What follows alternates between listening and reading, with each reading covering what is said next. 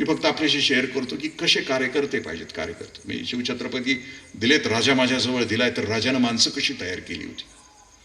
ही माणसं अशी तयार केली होती की शेतकरी सुद्धा सैनिक तयार केला होता.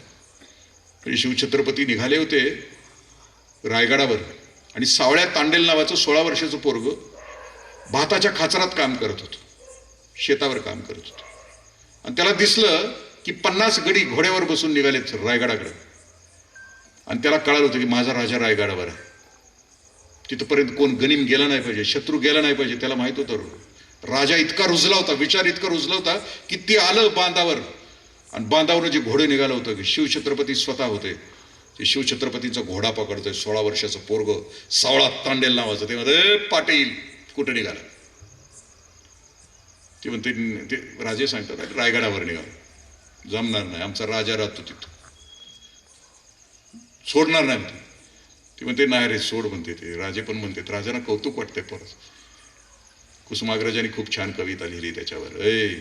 खबरदार, जर टाच मुरुणी मारुणी जाल पुढे चिंदड्या उडविन राई राई. पुढे जाल सोपं नाही. 50 विरुद्ध सावळ्या तांडेल, 16 वर्षाचं पोरग आव्हान देतंय शिवछत्रपतींना. गेला तर बघा सोडणार नाही. शेवटी शिवछत्रपती खाली उतरते, त्याला मिठी मारते, सांगतात की राजा मी आहे. आणि पोरगाची जिगर काय, 50 विरुद्ध 1. स्वराज्य उगच नाही मिळत. एक एक व्यक्ती 50-50 माणसाशी लढू शकते, इतकी क्षमता, इतकी ताकद माझ्या राजाने दिली होती. त्यावेळेला कुठे स्वराज्य उभं राहतं. एका बाजूला